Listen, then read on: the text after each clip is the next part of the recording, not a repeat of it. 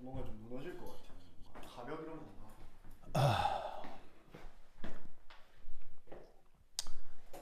자, 접선의 기울기를 얘기해주는 수식이 뭐예요?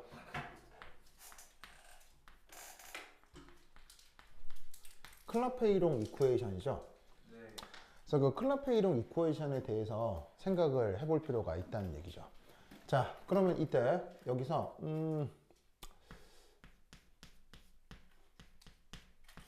자, 이게 뭐냐?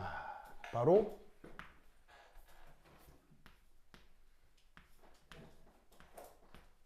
이거죠? 저게 클라페이롱 이쿠에이션이죠. 네. 그럼 여기다가 양변에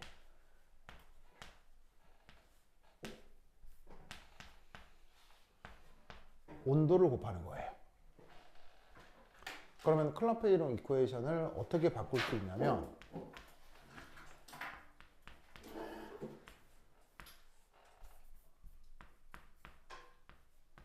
이렇게 바꿀 수가 있죠. 됐습니까? 네. 됐죠. 자, 지금 이 접선의 기울기를 얘기하는 그 구간에서는 항상 서로 다른 두 상태가 공존하고 있기 때문에 상평형을 이루고 있는 상태인 거예요. 상평형에서는 항상 어떻게 요 엔탈피를 엔트로피의 온도 곱으로 항상 나타낼 수 있습니다. 아시겠죠? 네. 평형 조건에서는 항상 이 두 값이 같아요. 그래서 이 위아래다가 온도를 곱한 다음에 온도 곱하기 엔트로피를 이렇게 엔탈피로 바꿀 수가 있다고요. 그러면 아시겠죠? 네. 자, 그럼 이때 이놈을 저 문제에서 얘기하는 TA 곡선에 대해서는 요 dp dt가 뭐냐? 승화 엔탈피가 되죠. 맞습니까? 승화 엔탈피 맞죠? 네. 그리고 TA 곡선은 보시다시피 고체하고 기체가 공존하니까 승화 엔탈피죠. 자, 그 다음 부피 변화인데 부피는 누가 되는 거냐면 기체하고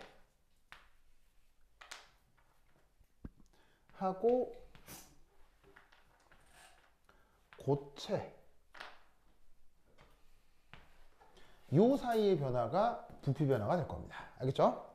네. 자, 그런데 동일 일몰에 고체 부피하고 기체 부피는 어디가 압도적으로 큽니까? 이쪽이 압도적으로 크죠. 그래서 이 부분을 무시를 하면 얘를 근사적으로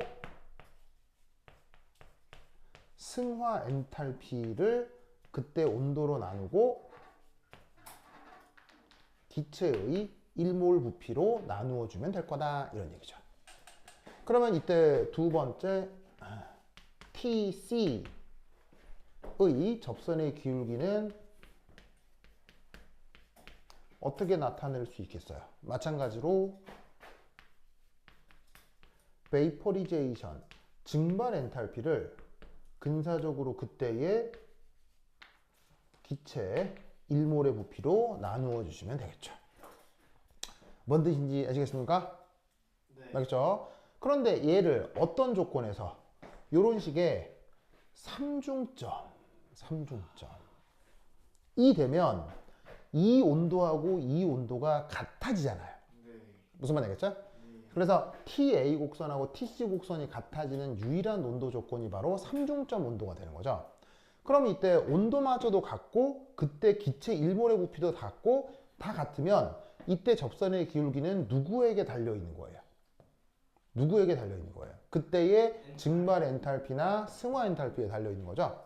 네. 이때 둘 중에 누구의 값이 더 커요? 승화. 바로 이쪽 값이 더 크게 나타나는 거죠. 왜? 승화 엔탈피는 증발 엔탈피에다가 뭘 더한 거니까? 기화 탈피. 증발. 아니. 저거 용해 탈피. 승화 엔탈피하고 증발 엔탈피의 수리적 관계는 뭐예요? 여기다가 뭘 더한 거예요? 용해. 바로 용융 엔탈피, 용융 아. 자, 증발은 뭐가 되는 거예요? 증발은 액체가 기체가 되는 거죠. 네. 퓨전은 뭐가 되는 거예요? 고체가 액체. 고체가 액체가 되는 걸 뜻하죠. 승화는 뭐가 되는 거예요? 고체가 기체가 되는 거죠. 그러니까 어떻게 되냐면 동일 온도 조건에서 증발 엔탈피에 용융 엔탈피를 더해주면 그게 승화 엔탈피가 되기 때문에 두 값 중에 어디가 더 크다? 이쪽이 더 클 수밖에 없다고요. 그래서 요 승화 과정에서의 요 접선의 기울기 요거는 증발 과정에서의 접선의 기울기보다 이쪽이 무조건 더 급하다 이런 얘기예요. 무슨 말 알겠죠? 그래서 순물질의 상도표를 그릴 때는 끓는 점 곡선은 상대적으로 좀 완만하게, 승화 곡선은 상대적으로 급하게 그리게 돼 있어요. 무슨 말 알겠죠? 네. 그래서 요거를 반드시 맞추어서 그려줘야 됩니다. 그래서 승화 그래프의 접선보다 증발에서의 기울기가 좀 더 완만하게 곡선을 그려주셔야 돼요. 무슨 말 알겠죠? 그래서 요것이 순물질에 대한 상도표 표현이다. 그리고 여기에 있는 C 조건은 뭘까요? 조건 C가 뭘까요? 임계점. 바로 이 녀석은 임계점입니다. 그래서 374도씨가 무슨 온도? 임계온. 임계온도. 218기압이 뭐? 임계압력입니다. 그래서 어떻게 되느냐? 요 그래프상에 여기 요 조건에서 뭐? 초임계 유체가 나타나죠. 그래서 얘는 PC 이상 그리고 TC 이상 조건에서 액체와 기체의 무엇이 같아지죠? 임계 압력 이상, 임계 온도 이상 조건에서 액체와 기체의 뭐가 같아지죠? 밀도가 같아진다고 했죠. 네. 그래서 그런 상태를 초임계 유체라고 했죠. 그것이 상도표 조건에서는 이렇게 표현될 수 있습니다. 대답.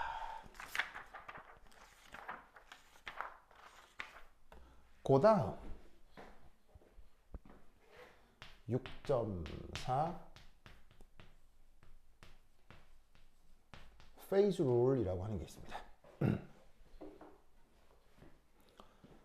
페이즈 룰.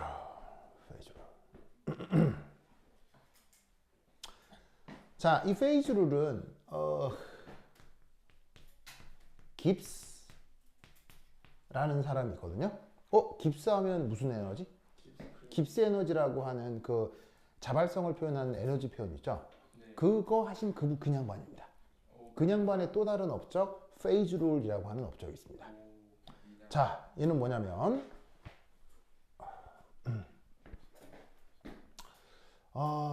첫 번째 1. 모든 종류의 상도표.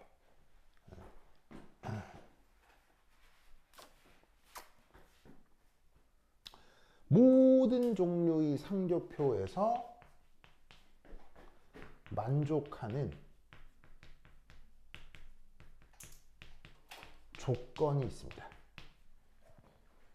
그걸 페이즈 룰이라고 하는데 어떻게 표현하냐면 F는 나도 오랜만에 봐서 외우질 못하네요.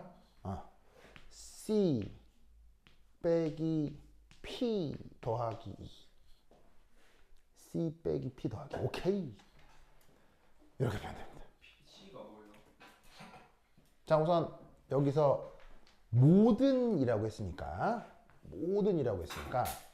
여기는 순물질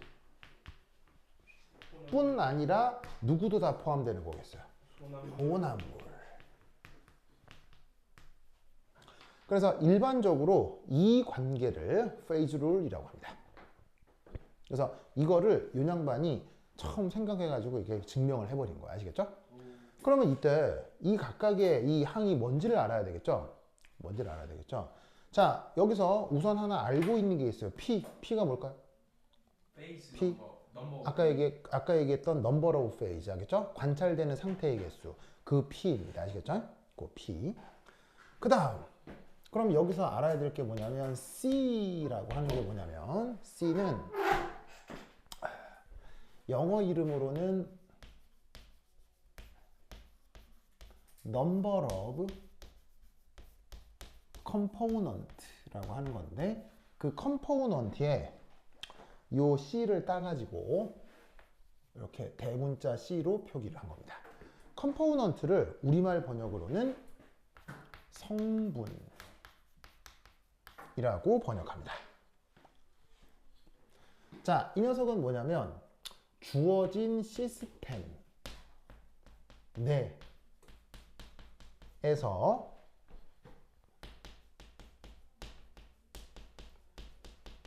독립적으로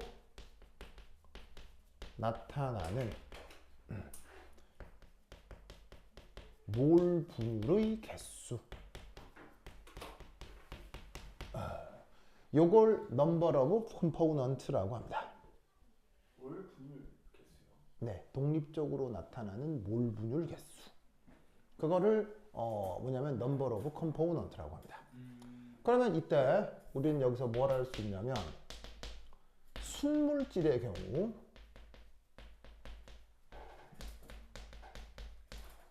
이 C가 뭐가 되겠습니까?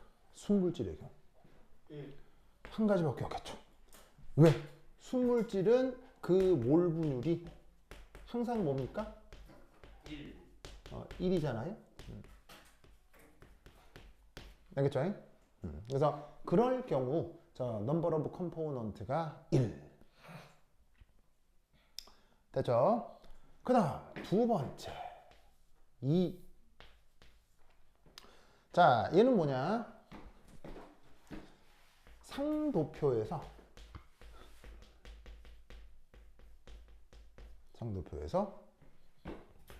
P가 고정될 때 P가 뭐예요?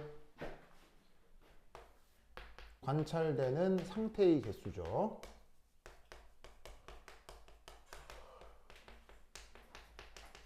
그게 고정될 때 변화시킬 수 있는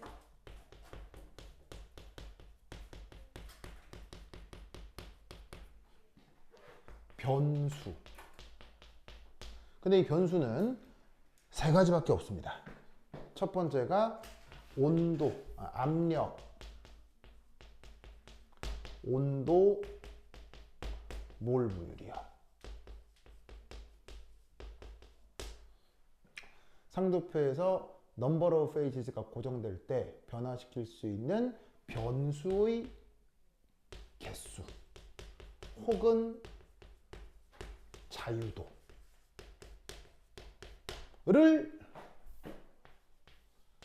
F라고 얘기를 하는 겁니다.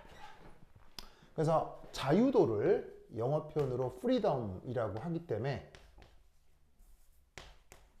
뭐 정확한 표현으로는 number of freedom이라고 하거든요. number of freedom이라고 해서 그 freedom의 F를 따서 대문자 F라고 쓴 거예요. 뭔 말인지 알겠죠? 네. 그러면 이게 저기 잘 보시면 야 이거 뭔 말인지 하나도 모르겠다 싶잖아요. 뭐 이런 쓸데없는 얘기를 하는지. 그러면 얘를 가장 극단적인 예인 순물질 경우 어떻게 생각할 수 있냐면 이렇게 될 수 있다는 얘기죠. 순물질의 경우는 자 number of component가 뭐가 돼요? 1 이렇게 되죠. 그러면 1 빼기 P 더하기 2니까 F가 3 빼기 P가 되겠죠. 맞습니까? 네. 그러면 여기서 첫 번째 1 number of phase가 1이다. 이 경우는 온도와 압력 두 가지 모두 독립적이다라는 걸 알 수 있죠. 왜냐? P가 1이면 요 경우 number of freedom이 2가 되죠. 보이세요? 네. 그럼 이 말이 무슨 말이냐? 순물질의 경우니까 여기 주어져 있는 이 상도표를 얘기하는 거겠죠. 그럼 잘 봐요. number of phase가 1인 영역이 어디예요? 면. 넘버 오브 페이지가 1인 영역이 요런 면의 영역이죠. 그럼 잘 봐. 내가 고체를 관찰하고 싶다고 할 때 어떤 온도 압력 조건을 만족하면 돼요? 여기 모든 온도 압력 조건에서 고체를 관찰할 수 있죠. 네. 그럼 이때 온도 압력 조건에서 함수 관계가 있어? 함수 관계가 전혀 없어요. 없어요. 함수 관계가 전혀 없죠. 그러면 이 얼음을 관찰하게 되는 압력하고 온도는 종속적이에요? 서로 독립적이에요? 독립 변수가 몇 개가 있어요? 2개. 그냥 2. 그래서 2. 그걸 얘기하는 거예요. 무슨 말인지 알겠어요? 여기서도 마찬가지죠. 기체를 관찰하고 싶은 온도 압력 조건. 기체를 관찰하고 싶은 온도 압력 조건에서 온도 압력이 서로 종속적이에요? 독립적이에요? 독립적이죠? 독립 변수 개수 몇 개예요? 2개. 그래서 2. 아시겠죠? 그 다음 두 번째 2. 넘버 오브 페이지 2. 자, 넘버 오브 페이지가 2다. 그럼 여기 2 넣으면 넘버 오브 프리덤 얼마예요? 1이죠? 네. 그럼 이때는 뭐? 독립적. 독립 변수가 몇 개? 1개. 한 개라는 얘기인 거죠. 왜 독립 변수가 한 개냐? 넘버 오브 페이지가 2인 게 어디예요? 여기거나 여기를 얘기하는 거죠. 네. 그럼 생각해봐. 두 가지 상태를 공존하게 해서 관찰하고 싶으면 반드시 온도 압력 조건이 이 선 위를 지나가야 되죠. 네. 바로 클라페이롱식이 만족하는 함수 위를 지나는 온도 압력 조건만이 바로 상태가 두 가지를 관찰하게 해준다고요. 근데 클라페이롱 이퀘이션이라고 하는 함수로 연결되어 있다는 얘기는 이 곡선 위에서는 온도하고 압력이 서로 독립적이라는 얘기예요? 서로 종속적이라는 얘기예요? 서로 종속적이니까 변수의 자유도가 1이 된다는 얘기죠. 아시겠죠? 네. 그 다음 세 번째 넘버 오브 페이지가 3. 그러면 이때는 자유도가 얼마예요? 0이죠? 이것의 의미가 뭐겠어요? 고정돼 있다. 바로 삼중점은 오직 하나의 온도 압력 조건에서 나타난다는 뜻인 거죠. 오직 하나의 온도 압력 조건에서 나타나니까 온도도 압력도 모두 다 자유로울 수가 없는 거죠. 아시겠죠? 네. 그게 어디다? 바로 여기. 그 다음 네 번째 4.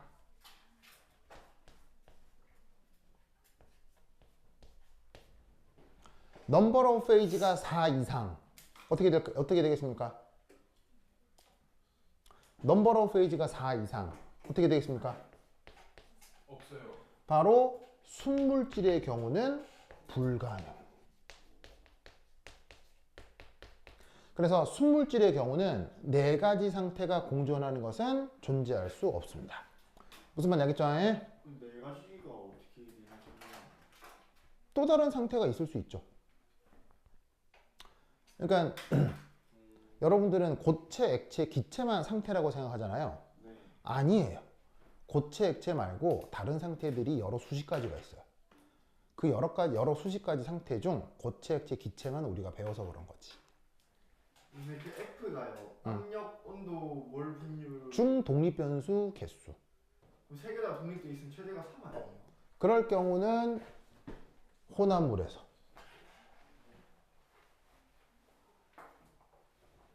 아, 혼합물에서 각각의 물.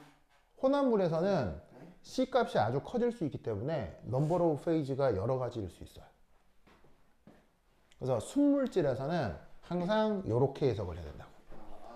그래서 이것과 관련돼서 과거 여러분 학교에서 어떤 문제가 나온 적이 있냐면 순물질의 경우 보시다시피 네 가지 상태가 공존되는 것이 불가능함을 설명하시오. 이런 문제가 나온 적이 있어요.